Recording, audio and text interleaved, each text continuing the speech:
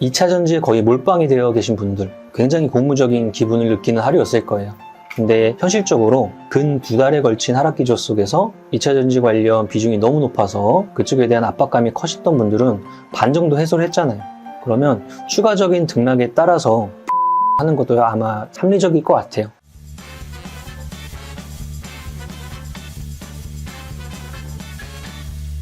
몽당님! 하이! 안녕하세요. 몽당님, 뭐하고 계셨나요? 오늘은 기록적인 날입니다. 그러니까 지난주까지 우리가 장마감을 할 때 추세 속에 있다, 이런 식으로 마감을 했어요. 그러면 오늘은 주말에 공매도 금지에 대한 부분이 튀어나오면서 제 느낌에는 거의 한 보름? 한 달? 그 이상 기간의 오를폭을 한 방에 땡겨온 느낌이에요. 어마무시한 상승률이고, 이거는 몇 년에 한 번 나올까 말까 한 움직임입니다. 진짜 대단한 움직임이고, 이 움직임이 만약에 변곡에 대한 발생 이후에 상승에 대한 추세나 여러 가지 포지션을 취했던 분들한테는 극대화하는 날이었을 거고, 그게 아니신 분들은 부러워하는 날이었겠죠. 근데 극대화할 수도 있고 부러워할 수도 있다면, 실질적으로 이런 이벤트성 움직임이 언젠가 한 번씩 경험을 하게 된다면, 위로 경험하게 된다면 언젠간 아래로 경험할 수도 있는 거예요. 그래서 조금 기준 딱 잡고 흥분하지도 않고 그렇다고 좌절하지도 않고 평시대로 시장을 보고 있습니다. 한번 볼까요? 일단 종가는 2502 마감했어요. 2500단을 공매도 금지 효과 하나로 올라왔습니다. 어마무시한 힘이고요. 5.66% 상승은 올해 처음인 것 같죠? 아무래도 어딜 찍어봐도 없을 것 같아요. 없을 겁니다. 하락 아니면 상승 두 개를 다 합쳐도 처음이고요. 코스닥 같은 경우는 당연히 더 강할 수밖에 없었어요. 왜? 839에 7.34% 마감했는데요. 아무래도 공매에 대한 지금 잔량, 잔고 비중 자체가 업종으로 따지면 2차 전지와 바이오 업종 등등에 넓게 포진되어 있었기 때문에 그런 업종들이 다수가 포진되어 있는 코스닥이 훨씬 더 탄력적일 수밖에 없었습니다. 그러면 다른 나라 시장은 어땠느냐 볼까요? 다우존스 기준으로는 하나, 둘, 셋, 넷 다 이 데이터에 우리가 끌고 왔는데 공매가 겹쳐진 거예요. 그리고 이 추세로만 121선 터치 이후의 조정인데, 여기에 추세대로 만약에 대입을 해서 움직인다면 아직도 추세 비슷하다고 볼 수 있을 것 같고, 나스닥도 마찬가지예요. 그러면 시장 데이터랑 내 종목이랑 동일시하는 게 아니고 시장 데이터에 따라서 내가 어떻게 할 것인가, 그게 관건이라고 했어요. 자, 여러 가지 패턴들이 있을 것 같아요. 첫 번째는 2차 전지에 거의 몰빵이 되어 계신 분들, 굉장히 고무적인 기분을 느끼는 하루였을 거예요. 근데 현실적으로 근 2달에 걸친 하락 기조 속에서 2차 전지 관련 비중이 너무 높아서 그쪽에 대한 압박감이 커졌던 분들은 반 정도 해소를 했잖아요. 그러면 추가적인 등락에 따라서 비중 조절을 하는 것도 아마 합리적일 것 같아요. 그렇죠? 어떤 분들이 계실까요? 2차 전지가 없어서 사고 싶은 분들, 그런 분들은 단기적인 매매로 오늘 아니면 며칠 상간에 매매를 하는 거는 할 수 있다고 생각하는데, 지금 자리에서 또 따라붙는 것도 그다지 합리적인 판단은 아닌 것 같아요. 이거는 그냥 개인적인 의사예요. 각자의 생각과 포트폴리오의 현재 상태를 비교해서 한번 기준을 한번 잡아보세요. 그 이외에 그 에너지수로 전체 시장은 다 밀어 올려졌다. 이게 금일의 데이터입니다. 결론적으로 종가 최고가 끝났고 61선은 뚫어서 마감했고요.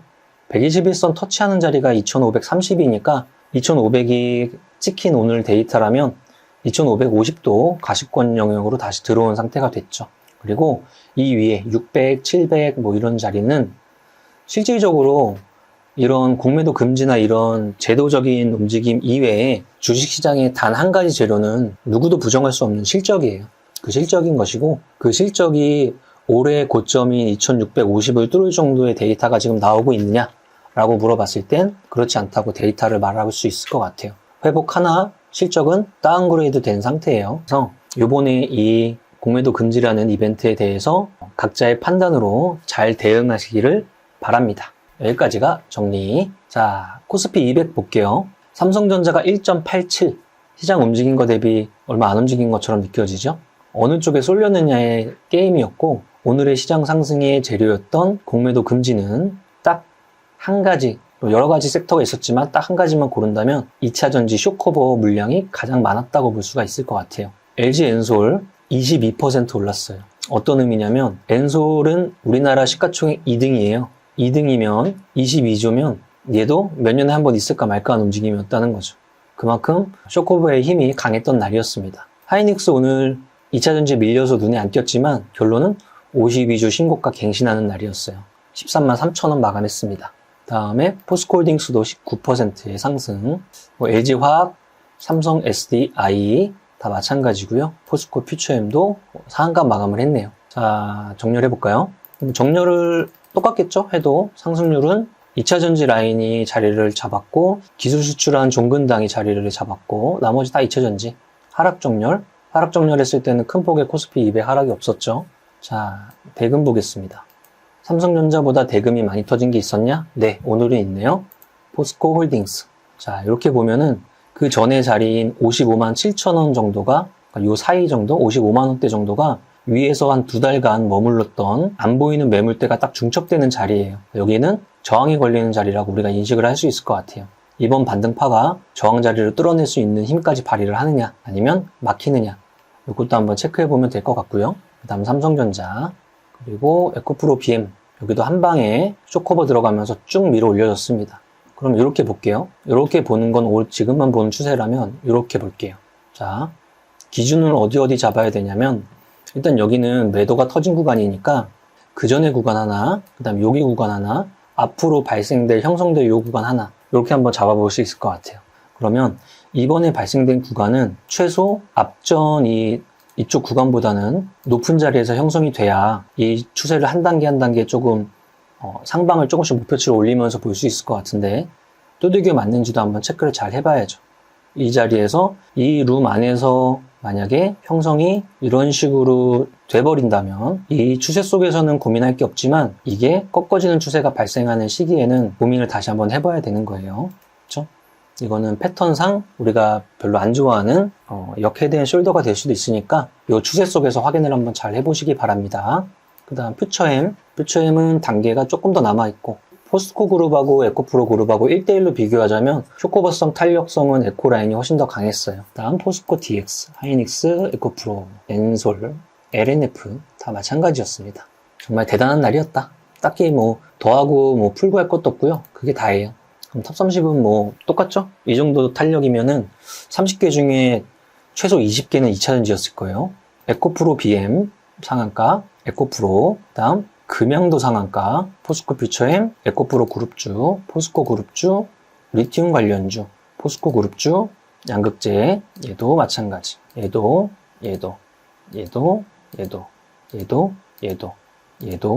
2차전지 장비, 포스코 그룹주, 2차전지, 얘도 소재, 2차전지 장비, 2차전지. 20개 더 넘어가는 것 같네요. 그러면 장의 성격은 말할 거 없죠?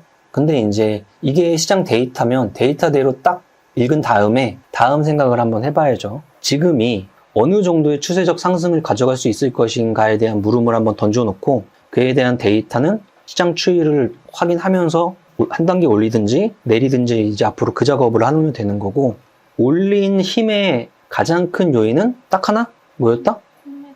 공매도 금지 조치에 따른 움직임이었죠. 그러면 공매도 금지가 돼서 왜 이런 현상이 발생하는가 하는 거는 공매를 많이 쳐놓은 라인에서 쇼커버성 매매가 활발하게 일어나다 보니까 이런 현상이 일어났다. 그러면 말 그대로 공매를 그렇게 치는 쪽에서 쇼커버성 힘이 이렇게 생각해 볼까요? 우리가 과학 시간에 비커 같은 거 산발에다 올려놓고 가열시킬 때 알콜 램프 밑에다 넣어놨죠. 그죠? 알콜 램프 안에 그 알콜이 쇼커버의 에너지인 거예요. 그러면 계속 끓이잖아요. 끓일 때 막 끓는 점 올라가서 뽀글뽀글 하는데 밑에 있는 알코올이 자꾸 소화돼서 이제 점점 없어지고 있어요. 그러면은 이 끓는 힘도 작아지는 건 당연한 거죠. 그런 느낌이라고 생각하시면 될 것 같아요. 쇼커버의 힘도 주구장창 들어가는 게 아니에요. 그렇기 때문에 쇼커버의 힘이 차츰 이제 안정화되면서 시장에 대한 이 움직임이 달라졌을 때 내가 보유한 2차전지의 종목이 가격대가 어디가 있느냐 그거 한번 체크해 보라는 거죠.